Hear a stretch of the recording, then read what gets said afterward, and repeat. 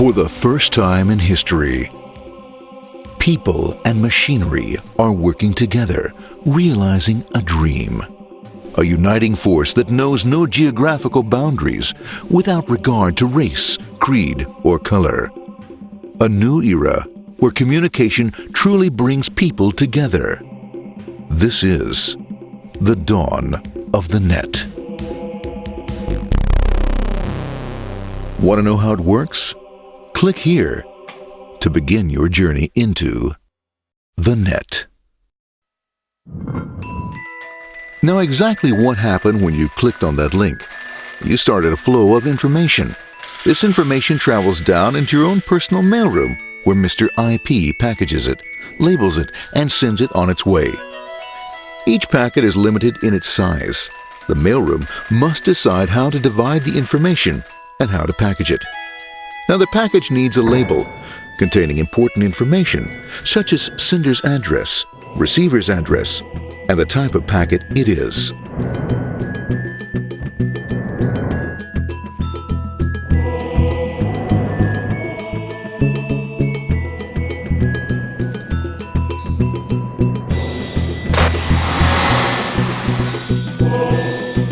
Because this particular packet is going out onto the internet, it also gets an address for the proxy server, which has a special function, as we'll see later. The packet is now launched onto your local area network, or LAN. This network is used to connect all the local computers, routers, printers, etc. for information exchange within the physical walls of the building. The LAN is a pretty uncontrolled place, and unfortunately, accidents can happen.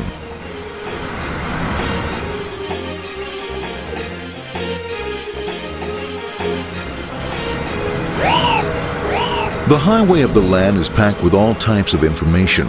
These are IP packets, Novell packets, Apple Talk packets. They're going against traffic, as usual. The local router reads the address and, if necessary, lifts the packet onto another network. The router, a symbol of control in a seemingly disorganized world. Whoops, sorry about that. Let's go with this one here, this one here. This one's here, this one goes here. I don't like this one. Let's go with this one. Let's go here. A little bit left. Let's go with this one here. Another channel here. Let's put that one here. Another one there. Let's put that one here. There he is. Systematic, uncaring, methodical, conservative, and sometimes not quite up to speed. Sorry. But at least he is exact, for the most part. That one goes there. That one goes there. That one goes there. That one goes there. And this one goes there. Well, another one goes there. That goes there. He's behind him. Let's go there. That goes there. He goes there. Oh, let's put that one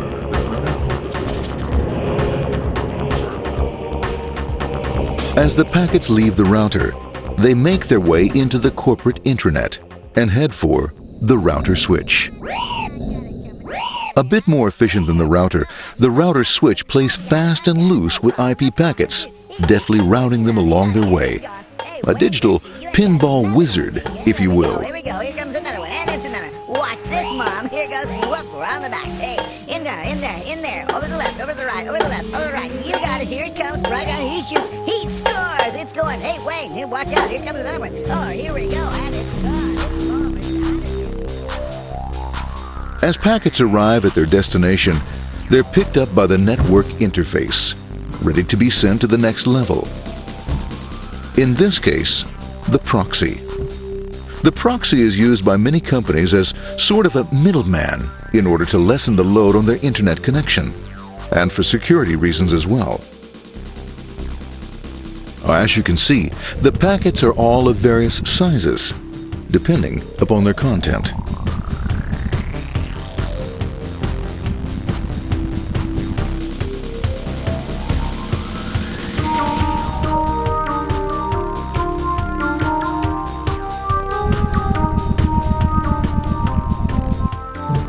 The proxy opens the packet and looks for the web address, or URL. Depending upon whether the address is acceptable, the packet is sent on to the internet.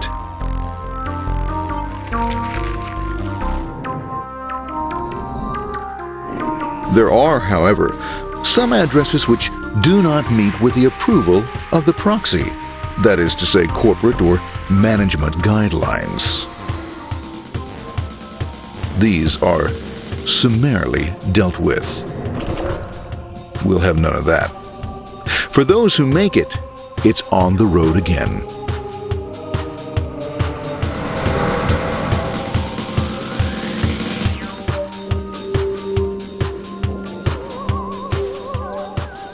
Next up, the firewall. The corporate firewall serves two purposes. It prevents some rather nasty things from the internet from coming into the intranet, and it can also prevent sensitive corporate information from being sent out onto the internet. Once through the firewall, a router picks up the packet and places it onto a much narrower road, or bandwidth, as we say. Obviously, the road is not broad enough to take them all. Now you might wonder what happens to all those packets which don't make it along the way. Well, when Mr. IP doesn't receive an acknowledgement that a packet has been received in due time, he simply sends a replacement packet. We are now ready to enter the world of the Internet. A spider web of interconnected networks which span our entire globe. Here, routers and switches establish links between networks. Now, the net is an entirely different environment than you'll find within the protected walls of your LAN. Out here, it's the Wild West. Plenty of space, plenty of opportunities, plenty of things to explore and places to go.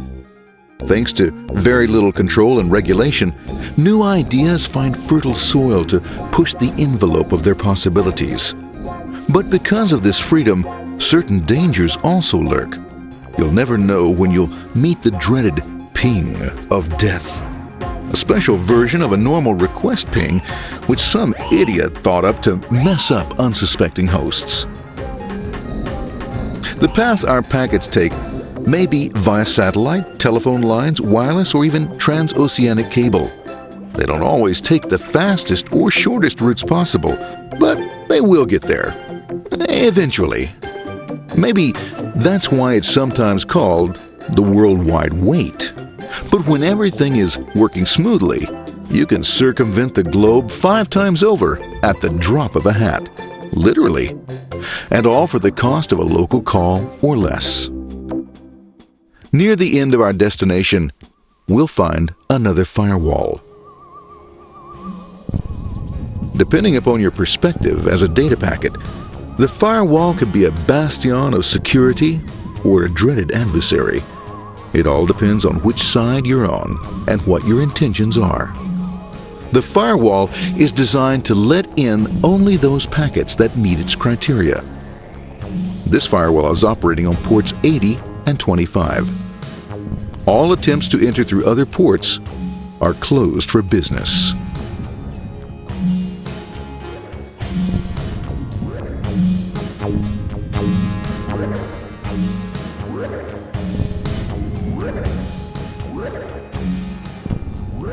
Port 25 is used for mail packets,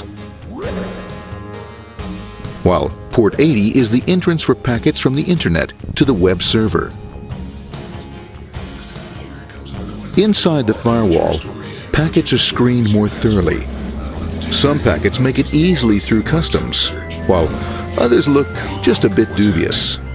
Now, the firewall officer is not easily fooled, such as when this ping of death packet tries to disguise itself as a normal ping packet. It's okay, go on, it's okay, no problem. Have a nice day, we out of here, bye.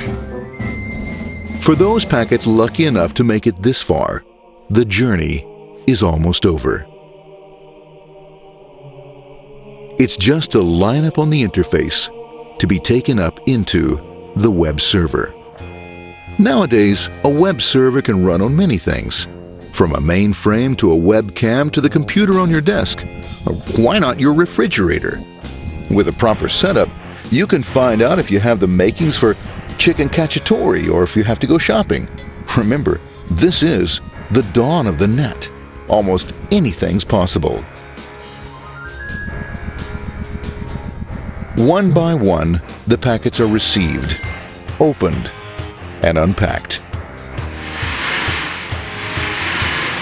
The information they contain, that is, your request for information, is sent on to the web server application.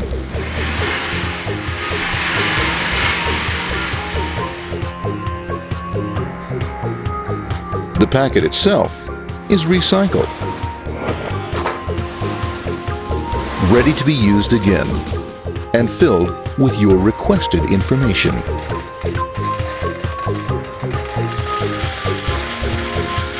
Addressed and sent out on its way back to you.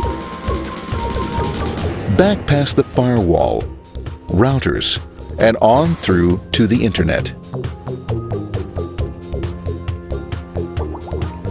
Back through your corporate firewall.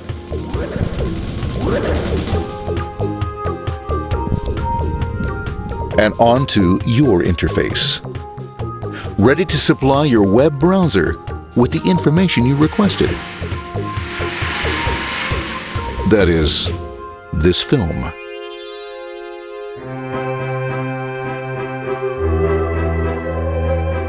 Pleased with their efforts and trusting in a better world, our trusty data packets ride off blissfully into the sunset of another day, knowing fully they have served their masters well. Now, isn't that a happy ending?